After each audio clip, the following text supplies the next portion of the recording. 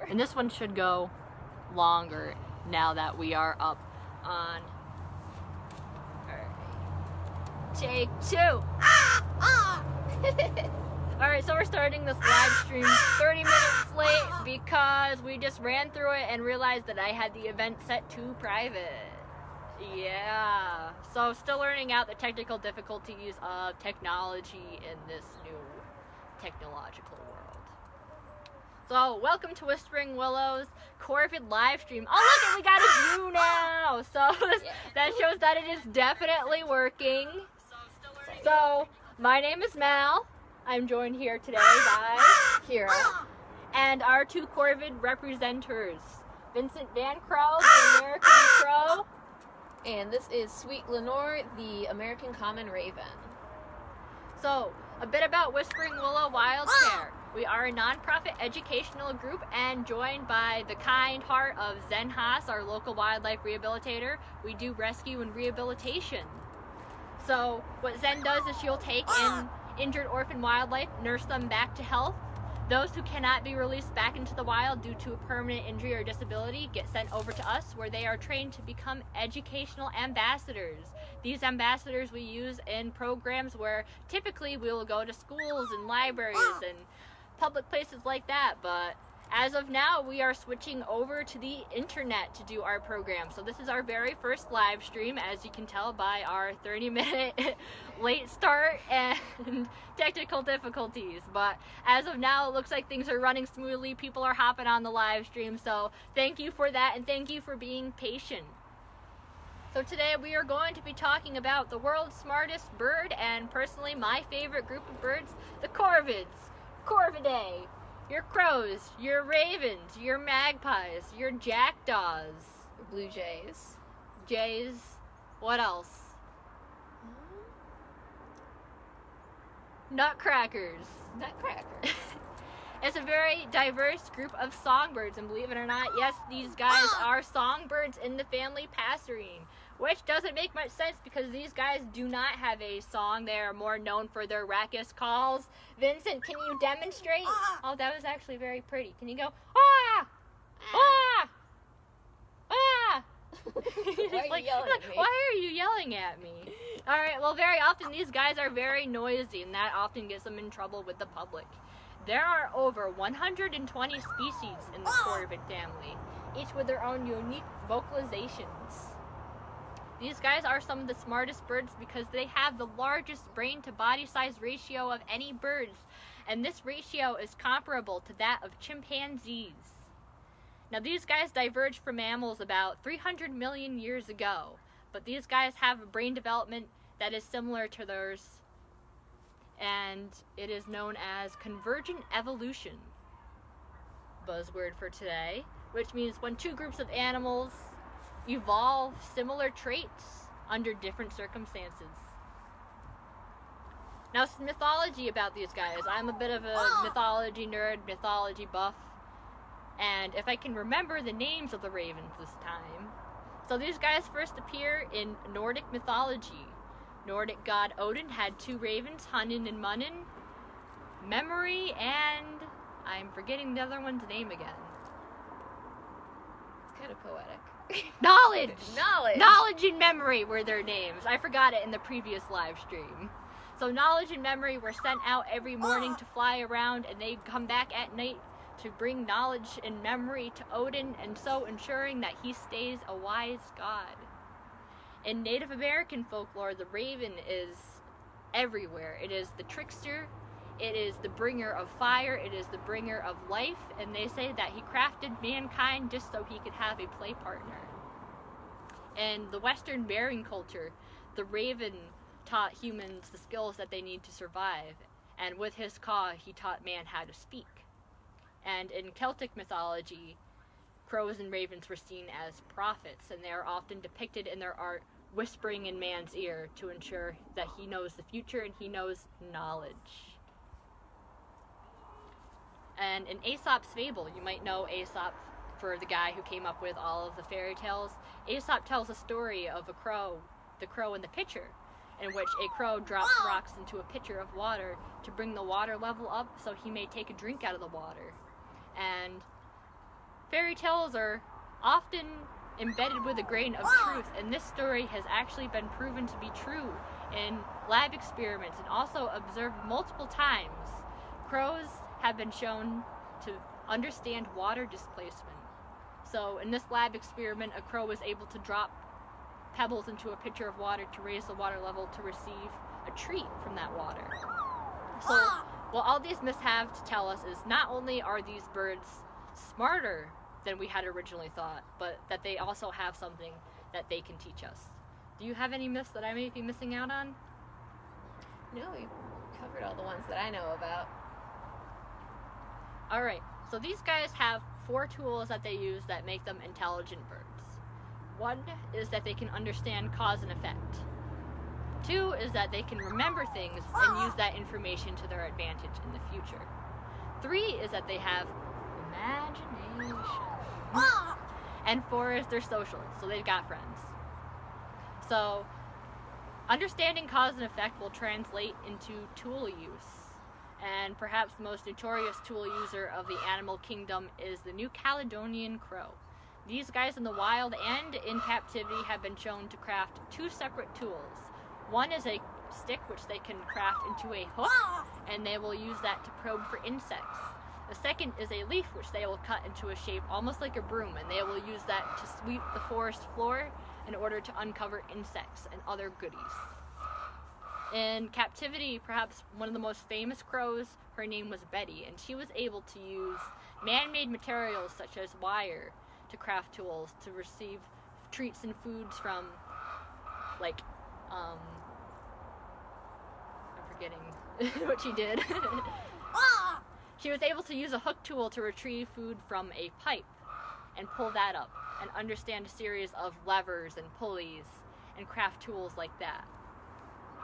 For using information, we have the pinion jay, which they are able to navigate by remembering landmarks. And this is important for them because they are perhaps the best cacher there is in the animal kingdom. So caching is essentially hiding food and storing it for later, the version of a bird's pantry. So pinion jays will cache over 30,000 seeds for the winter season, and they need to be able to remember the location of almost each and every one of these seeds. Now these guys are keystone species. Keystone meaning that without them the whole ecosystem goes downhill. So these guys will help regenerate the forest by some of the seeds that are forgotten, but the seeds that are not forgotten they use to survive the harsh winters. And they find them by remembering landmarks that are permanent, so trees and mountains and rocks and things that aren't going to quite get buried all the way with snow or get blown away.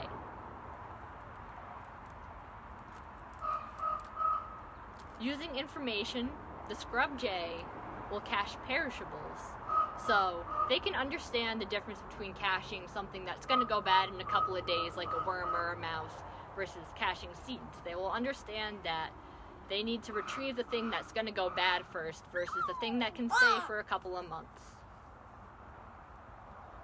For using imagination, ravens and crows are able to project experience to understand future interactions, and this comes into play with theft. These birds are major thieves. Sometimes they cache food for themselves, and other times they will rob other birds' caches. They will do this by watching birds which are caching their food, and then once that bird disappears, they fly down and reap the benefits.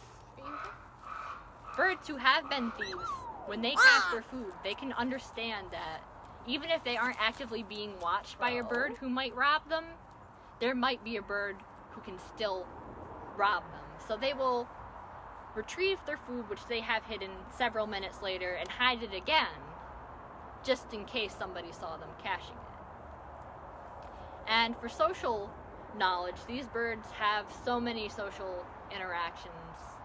They do play activities, they can remember faces, and they've even extended their social behavior to species beyond their own. So for play behavior, ravens are among the most playful birds, and scientists theorize that they use play behavior as a way to better understand social interactions and the world around them. So ravens play several games, such as a stick dropping. What do you have? Oh, you caught the pellet. Okay, we are not buffering, and while we were buffering, Vincent coughed up a pellet. Thank you for that. So sledding. You can often see videos on YouTube of crows sliding down hills. Ravens will also do this. They will slide down on their bellies. They love playing in the snow. They absolutely adore the snow. And they do this for no other apparent reason than just having fun. Did you? Also, ravens have been shown to engage in a series of aerial acrobatics. And I have seen this for myself in the Grand Canyon, in which ravens will use the updrafts in the air to do a bunch of flips and dives and turns, and it's really amazing to watch. These guys can also hang upside down from power lines or branches and swing back and forth. For Remembering Faces in Seattle in 2012, they did an experiment where researchers put on masks and went out and harassed the crows. And the crows in that experiment were able to learn quickly that people who were wearing masks were bad news. Now, the unintended consequences of this experiment was several years later now in Seattle, people cannot wear masks. You good? People cannot wear masks without being harassed by the crows. I can imagine Halloween is a fun time for kids there. Oh no. Alright, you want to talk about the ravens and the wolves? Yeah. These So guys are getting restless. ravens are smart enough and social enough that they figured out that they can recruit the help of wolves. So they will, they have begun, they have learned to guide the wolves to carcasses that are too tough for them to break open themselves. The wolves can get it started, and then they'll share the food inside. They've even been seen playing with wolves in the pack, especially younger ones, and getting wolves used to them. And and one of the things they do that is mutually beneficial for the wolves, on top of finding food, is they also act as sentinels. They will set off an alarm call if they see any potential thieves or danger to the wolves, and that will give the wolves more time to prepare or figure out what they need to do. And this has been observed in Yellowstone. After the reintroduction of wolves, almost immediately they began reassociating with the ravens. Alright, so zooming in on a bit of a closer scale here in upstate New York, even in the capital region, we have lots of corvid activity. For one, Troy, New York is home to the world's largest rookery of crows. So crows will often flock together at night into the city, and they will do this for two reasons. One, there is safety in numbers against predators, and two, the cities are slightly warmer, so that will give the added benefit of heat in the winter. So this behavior works as such. Crows often live in family units during the day. They will head out in the morning and they will forage in these family units. But at night they return to large flocks, and these large flocks are called murders. Now, the name murder of crows actually comes from European folklore. The Europeans didn't have quite the cheery-eyed view of crows as many other cultures had. They viewed them as an omen of death. Crow. You guys, Stop being rude to her. little spat. He's a little brat. So in European folklore, they gave crows a bad rap because crows would often follow armies into battle during medieval times. And the armies saw this as an omen of their impending death. The crows saw this as free food. Hey, let's follow these guys. And they gave them the name murder of crows after the belief that crows would hold trial over each other. And this is not true. Oh, getting a little hot. This is not true because crows would not murder without probable cause. So what you see he's doing right now is a bit of thermoregulation behavior.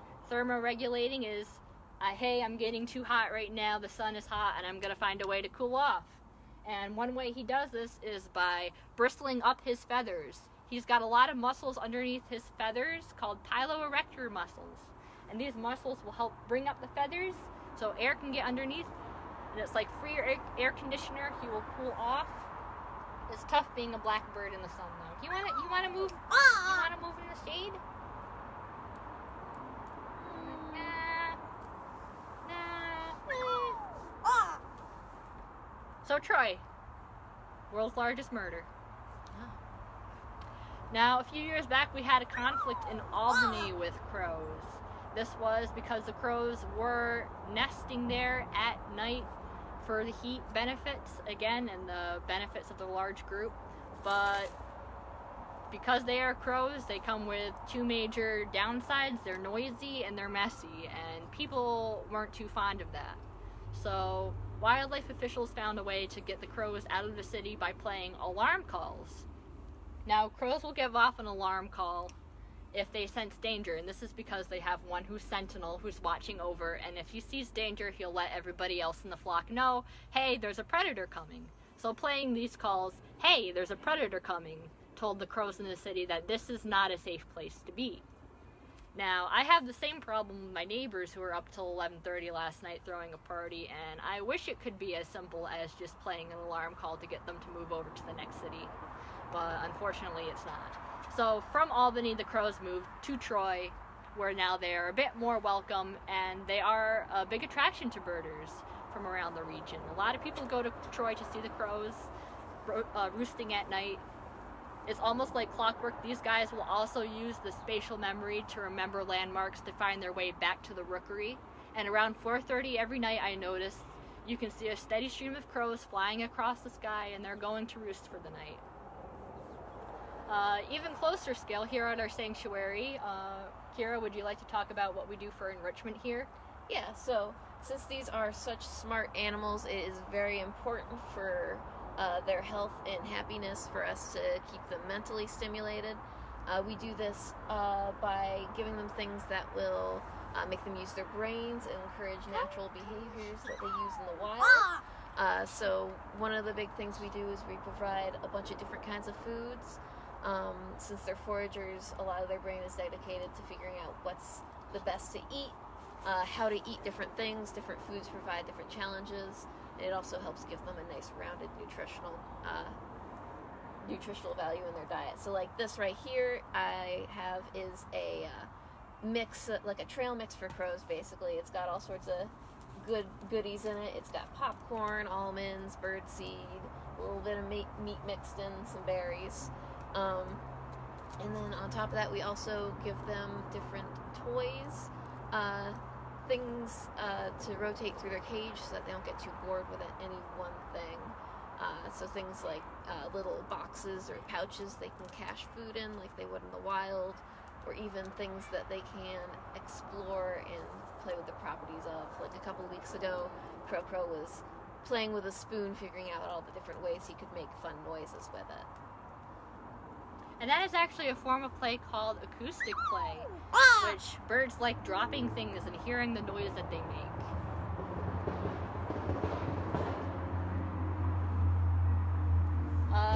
In addition, I just want to point out to you guys, if you want to show your face to the camera, I know quarantine has me having a bad hair day just about every day. Vincent right now is in his 2-year molt cycle. So he is missing most of the feathers from his face, including the rictal bristles, and he looks like a funny looking little old man right now. I know, thanks for being a good sport. I'm just ribbing you. You're beautiful. You know I love you. Alright, we're going to move on to some questions now since our comment section is working. I'm going to start off first with the most common question that we get here, which is, what is the difference between a crow and a raven? And there are several differences, both social and physical. First, starting off with physical differences, ravens are about twice the size of crows, and I know it's kind of hard to see unless they're sitting right next to each other. Ravens have that large hooked beak for breaking open carrion, where crows have that short spear-like beak, which is just a tool for every single use that there is, stabbing things, catching insects, breaking things open. Ravens have tail feathers, which if you look up at their silhouette in flight, their tail is a circular fan. It is rounded at the bottom, whereas crows have that short, square tail. Can you see the comments on there? I don't see any comments yet. I can kind of see them on the screen though. Interesting. Socially, crows tend to be found in larger flocks than ravens are. Crows do have their family units, but they also do have large birders which they will roost with. Ravens tend to only be in larger groups when they're younger juveniles. They hang out in roving gangs of teenagers, and then they pair off when they're adults. And they will mate for life in their pairs. And these pairs are called an unkindness. I don't know exactly where the root of unkindness came from, but I can imagine it's probably European since it's negative. Right. Ravens also are a little bit smarter than crows. No offense.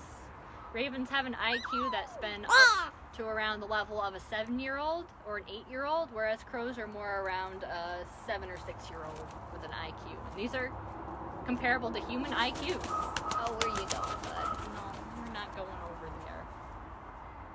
Any other differences you can think of? There's the calls.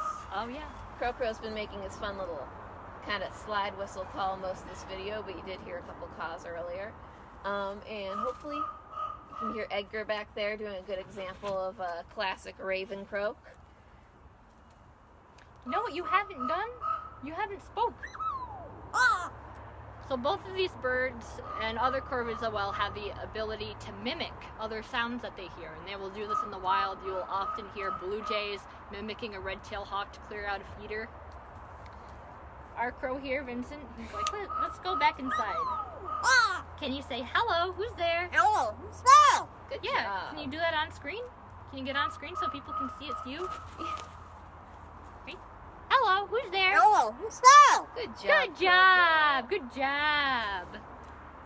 Okay. And he's learned to mimic that because his winter cage is inside and is right by the door. So when people knock on the door, he's gotten so used to hearing Joyce's roommate yell, hello, who's there, down the stairs, that he's learned to answer the door by yelling, hello, who's there? Right, so we have some questions. Oh, and also adding on the Ravens calls, Hello, they have, who's there? now he's not going to stop saying it. Ravens have some of the most vocalizations of any birds.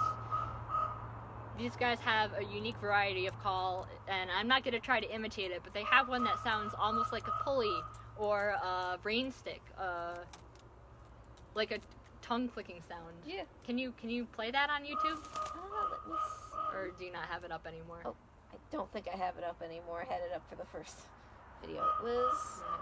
Maybe Edgar will make it. Edgar is being very vocal right now because he is Lenore's mate, and he is in the aviary right now, and Lenore is not. And he can see her. Let's see. Here we go. All right, actual questions. Oh! I'm not sure if you guys can hear that, but it almost sounds like something that you'd hear in the jungle. Okay. All right. So, and now I gotta turn the sound off on my phone. Okay. All right. So, Michelle asks, when all this chaos is over, how can one volunteer for your group? You want to get Hello, in touch Michelle. with Joyce Perry. She is the owner and operator of Whispering Willow Wild Care. She's been doing this for almost over 20 years now. So you can directly message Joyce through our Facebook page, or I think her number is on the Facebook page, and it's probably easiest to get a hold of her by just giving her a call or sending her a text message. But we are always in need of volunteers here, especially right now we are down on volunteers. It is a very rewarding experience volunteering here. I've been here for 7 years now. How old am I? I've been here since I was 14. I'm almost 21 now, so it's my passion volunteering here, and I would recommend it to anybody who's got a strong stomach and a strong heart. All right. Jill asks, how many eggs do they lay and how often? How many eggs do they lay? Okay, since these guys Oh, are no. songbird species, passerines, they generally lay around 45 eggs, and that's I think they Pretty common. only lay one clutch a year unless they lose one. yep. Let's see. Right. I'm not seeing any other questions except Joseph asks, hello, who's that? Not really. Hello, Well, I guess. who's there? Yeah. Hello, who's that? Or we're trying to teach him to say other things. I would love it if he would say I love you, but I think he has commitment issues. It's a big step. Hello, who's there? I forgot my favorite joke. The difference between ravens and crows. One more difference. ravens and their flight feathers, these are called pinion feathers. Ravens have 17 pinion feathers on their wing, and crows have 16 pinion feathers. So, when you consider it, the difference between a raven and a crow is really just a matter of opinion. See? That's it? That's all I'm seeing for questions on my screen.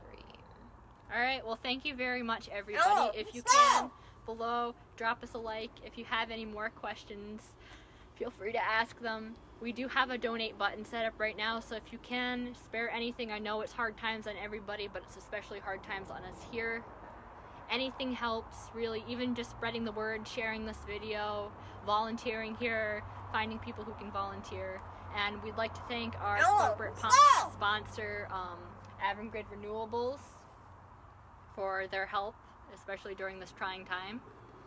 And if there's one thing I want you guys to take away from this mishmash of for our first live stream is that intelligence is not unique to the human species nor our closest ancestors. It is everywhere to be found around us, and I think that's what Corvids have to teach us.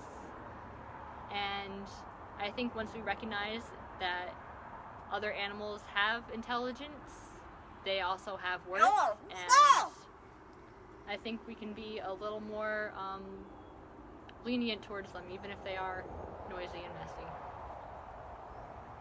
Alright, thank you very much for tuning in. Hopefully we'll be doing another live stream sometime soon.